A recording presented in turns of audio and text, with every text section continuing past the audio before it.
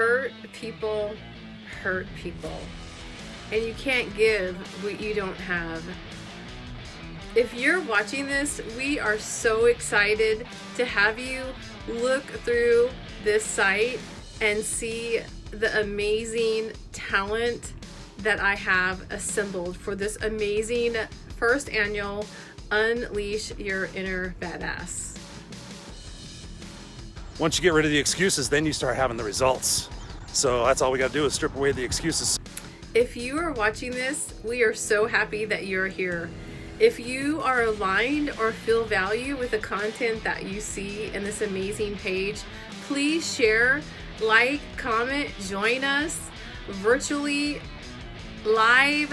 We want to build a community and a connection. We want to get you off of that hamster wheel. We want to show you what triangle ships look like.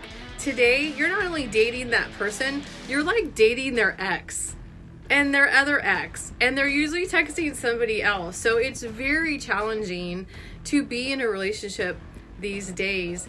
We are going to help you get out of that Tinder tornado. We want to guide you and help you have fulfilling relationships. We want you to not just settle for someone because you don't want to be alone. We want to show you how you could be honest with your partner and not lie. Not even those white little lies, because the truth always comes out. Truth has a vibration, dishonesty has a vibration. Oh yeah, I'm not happy in my relationship, but it's okay for now. Okay, it's okay for now and you're being miserable. What are you doing to your health? What are you doing to the happiness of your family?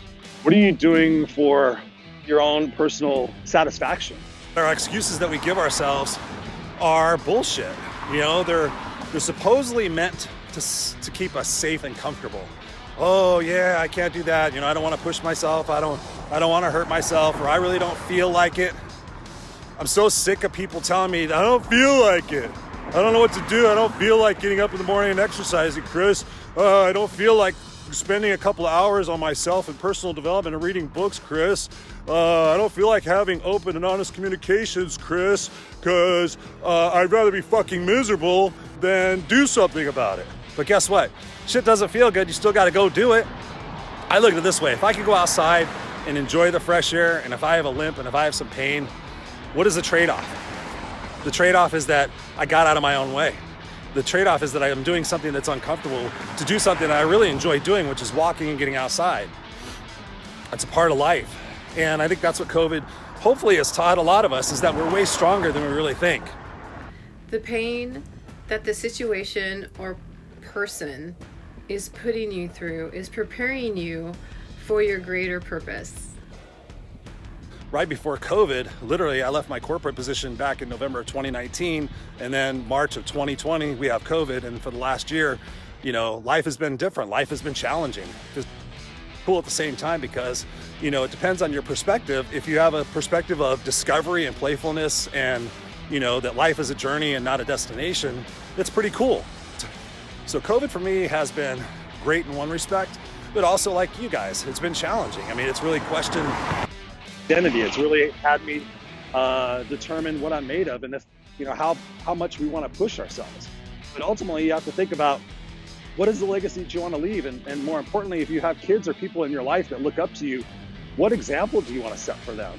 What example do you want to leave in this world for who you are and what you do? I know a lot of people who took COVID and said, no, I got to pivot. I got to go do something. They really didn't think about it. They just started doing it, and that's one of the blessings about the power of choice, is that in any moment you can sit there and go, oh, I really don't feel like it, or you can tell yourself, get the fuck up and go do it.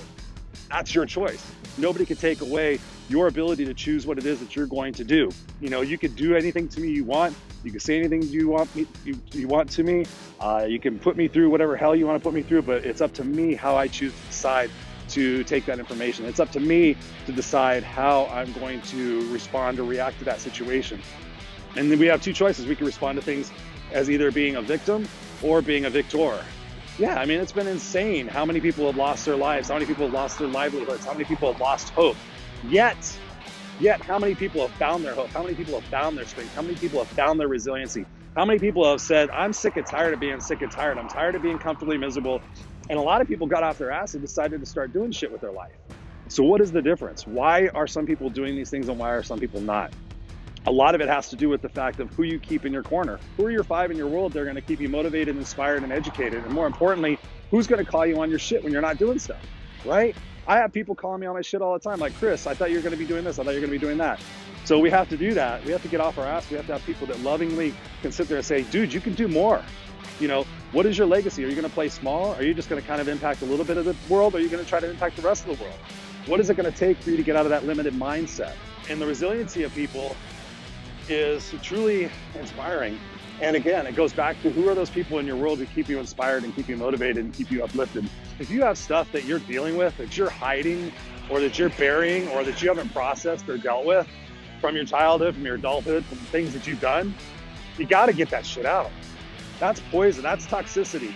If there is one pattern that I've seen over my time talking with people during COVID on these coaching calls, is the fact of people are attempting to, oh yeah, I'll deal with that later. That's all of our choices. That's all of our decisions. If we show up, you know, there's only 2 ways we can think. We can either be in a love situation or a fear situation.